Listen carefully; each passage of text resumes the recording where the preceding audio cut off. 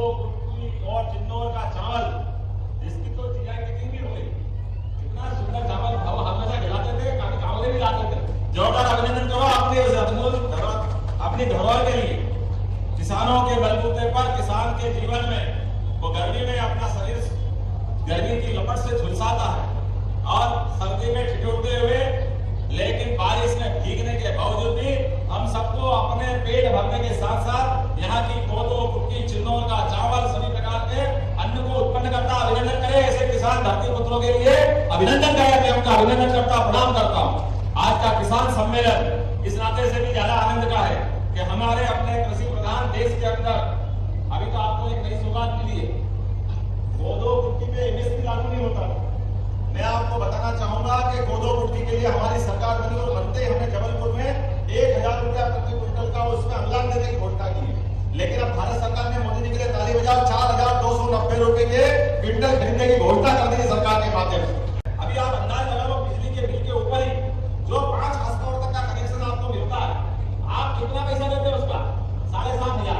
सरकार उसमें आपके साथ 51,000 की सब्सिडी मिलाती है, अर्थात वो है तो 58,000 का, लेकिन आपको कितने में पड़ रहा है? केवल 7,500 में।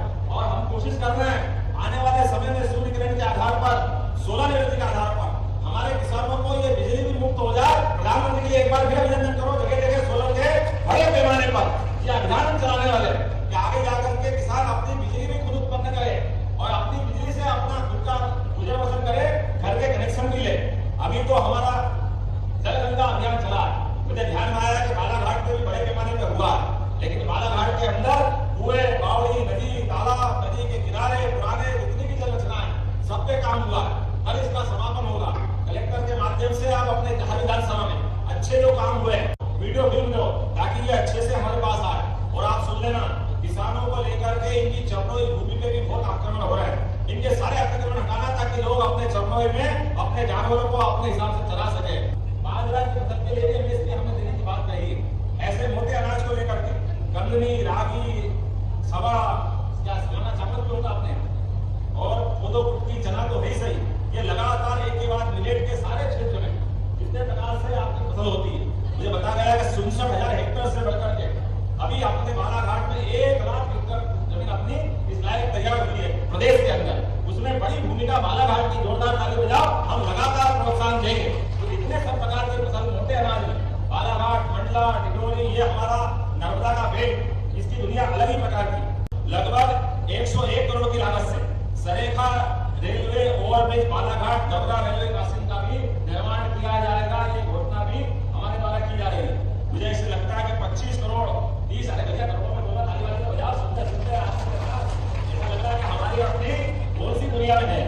एक 25 करोड़ 30 लाख की लागत से रास्ते से बेलगंगा नदी पर पुल बनने वाला है। ये पुल बनने की भी जरूरत थी कि नहीं थी? जोरदार ताली बजाओ। ये बनाने की घोषणा अपनी सरकार के द्वारा की जा रही है। 24 करोड़ की लागत से बालाघाट जागपुर उच्च स्तरीय पुल का भी निर्माण किया जाएगा। ये भी आपके यहाँ पर है। 15 करोड़ की लागत से वाराणसी में रेलवे ओवरब्रिज होने वाला। जोरदार ताली बजाओ। वाराणसी को भी 15 करोड़ की लागत से आपको भी ये लाभ दिया जाएगा। जिले के अंदर किसानों की ब्याज माफी 32,161 किसानों के 41 करोड़ की राशि का ऋण हमारे द्वारा माफ करने की मैं घोषणा करता हूं, ताकि किसानों को वापस रेगुलर आने में उनकी मदद मिल सके। संबल योजना के माध्यम से 27,705 हितग्राहियों को लगातार लाभ दे रहे हैं। मैं उम्मीद करूंगा जल जीवन mission, health mission, education mission, सभी प्रकार के कामों के माध्यम से विकास की धारा लगातार चलती रहेगी। यशस्वी प्रधानमंत्री नरेंद्र मोदी जी के नेतृत्व में डबल इंजन की सरकार लगातार बढ़ती रहेगी।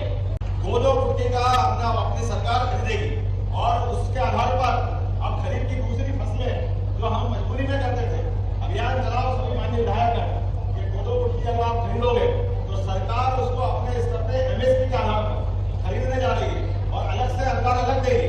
तो हमारे जो फसल चक्र है, उस फसल चक्र को संभालने की जरूरत है। संभालना चाहिए कि संभालना चाहिए।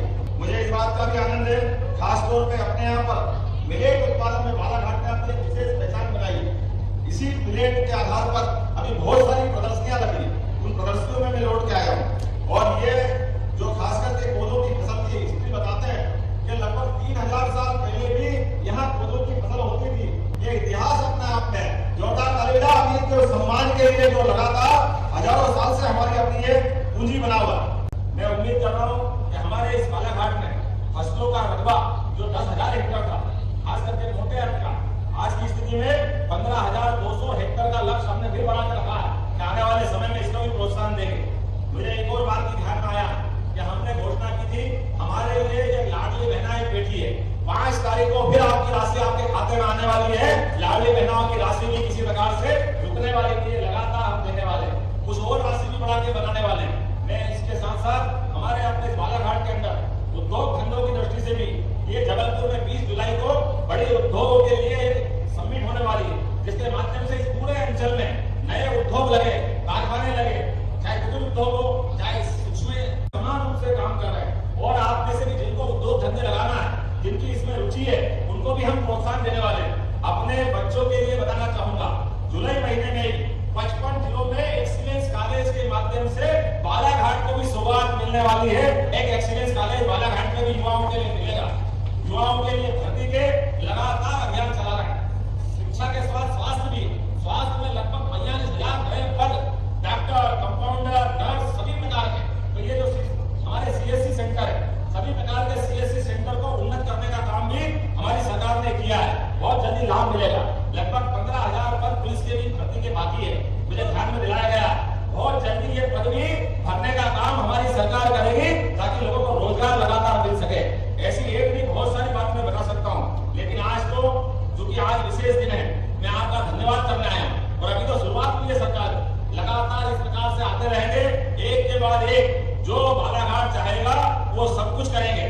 यशस्वी प्रधानमंत्री के द्वारा इस देश के अंदर बड़े पैमाने पर किसानों का सम्मान करते हुए पहली बार किसान सम्मान निधि दी गई। हमारे लिए वो सौभाग्य की बात, मध्य प्रदेश के अंदर 80 लाख किसानों को ये किसान सम्मान निधि देते हैं, जिसके माध्यम से लगभग 25,000 करोड़ की राशि नरेंद्र मोदी का अभिनंदन तो करो भाई, ऐसी क्या नींद आ रही किसानों के लिए 25,000 करोड़। और वहीं हमारी सरकार भी 12,500 करोड़ की राशि किसानों के खाते में देती है। एक साल, पिछली बार 21,500 का भाव था, अभी हमने 2400 करा है, 2275 भारत सरकार और 125 हमारा, अर्थात 2400 इस साल हुआ है। लेकिन आप चिंता मत करो, खाली 3200 नहीं, ये धीरे धीरे जिस तरह से स्पीड बढ़ रही है उससे आगे भी ले जाएंगे। 5 साल के अंदर लोगों का भला करना ये हमारा काम। और उस समय चूंकि धान की फसल हो चुकी थी, इसलिए धान का बचा था मामला, तो धान के मामले में भी जो हमने सरकार में संकल्प पत्र लिया उसको पूरा करने की गारंटी मध्य प्रदेश सरकार की है। अपने माध्यम से किसी को कोई कमी नहीं आएगी। धीरे धीरे करके जो जो आपने कहा है हम सब करने जा रहे हैं। 2-3 जानकारी आपको और देना चाहूंगा। एक जानकारी, हॉस्पिटल में कोई कारण से अगर कोई बीमार हो जाए और बीमार व्यक्ति को लगता है कि बड़े और हॉस्पिटल में पहुंचाना पड़ेगा तो उसकी जान बचेगी, तो आयुष्मान योजना के कार्ड जिनने बनाए उनके लिए फ्री हेलीकॉप्टर सुविधा देने का काम हमारी सरकार ने किया है। गरीब आदमी की जान बचाने का काम ये हमारा। और उसमें केवल हेलीकॉप्टर नहीं आएगा, doctor, nurse, compounder, oxygen cylinder जैसा हॉस्पिटल में वो है, ऐसी सुविधा हेलीकॉप्टर में दे करके उसको जहां जरूरत है वहां पहुंचाने का काम हमारी सरकार ने करने का निर्णय लिया। जो पैसे लगेंगे लगेंगे, लेकिन गरीब आदमी की जान बचाना ये हमारा काम है। और गरीबों के अलावा जो सक्षम है, अगर वो भी चाहेंगे तो 2 लाख रुपया उनको भी देना पड़ेगा। उनके लिए भी हेलीकॉप्टर की सुविधा, ये एम्बुलेंस उनको देने की भी घोषणा है, क्योंकि सभी प्रकार के लोगों के लिए हमने लगातार चिंता की। अभी हवाई सेवाओं में हमने एयर टैक्सी चालू की है। एयर टैक्सी के माध्यम से जबलपुर, ग्वालियर, इंदौर, रीवा ऐसे बड़े बड़े शहर के बाद आने वाले समय में जहां जहां हवाई पट्टी बनती जाएगी वहां भी एयर टैक्सी के माध्यम से अपने प्रदेश के अंदर का संबंध बनाएंगे। आपके अंदर ग्रामीण क्षेत्र में भी कोई अच्छे मंदिर हो जो पुराने हैं, जिनका मान सम्मान है, जिनको जानते हैं, धर्मस्व विभाग के माध्यम से प्रत्येक स्थान का भी निर्माण करने का, उनका उद्धार करने का हमारी सरकार द्वारा निर्णय किया गया। हमारे देवस्थान अच्छे नहीं होंगे तो किसको जानेंगे। भगवान राम, भगवान कृष्ण जिन्होंने अपने प्रदेश के अंदर जब उनकी लीलाएं हुई होगी, जहां जहां उन्होंने गमन किया होगा, पथ भ्रमण हुआ होगा, ऐसे प्रत्येक स्थान को तीर्थ बनाने की घोषणा है। आपके बालाघाट के अंदर भी ऐसे स्थान हो जहां भगवान राम का संबंध जुड़ता है, भगवान कृष्ण का संबंध जुड़ता है, तो जिला प्रशासन सुन करके उनको आइडेंटिफाई करे, उनको चिन्हित करे। ऐसे प्रत्येक स्थान को हमारी सरकार के माध्यम से तीर्थ स्थल के रूप में परिवर्तित करने का को पेट के रूप में बनाई। मैं आज के अवसर पर इस क्षेत्र के अंदर से लेकर के हमने तय किया है कि हमारी गौ माता बीमार, लाचार, परेशान, जंगल जंगल नहीं भटकेगी। ऐसी गौ माताओं के लिए जो भी पंचायतें गौशाला बनाना चाहेगी, सरकार उनको मदद करेगी, उनकी गौशाला बनाएगी, ताकि गौ माता की भी जान बचे और हमारे इस पवित्र हिंदू धर्म का सम्मान भी रहे और खेतों की, किसानों की फसल भी सुरक्षित हो। मैं गौवंश के मामले में कोई कोताही बरतने के लिए सरकार तैयार नहीं। हमने पिछले महीने अभियान चलाया जिसके बलबूते पर 7,500 से ज्यादा गौ माताएं मुक्त कराई गई, 1,000 से ज्यादा लोगों को बंदी बनाया गया, 100 से ज्यादा वाहनों को जब्त किया गया। यह अभियान लगातार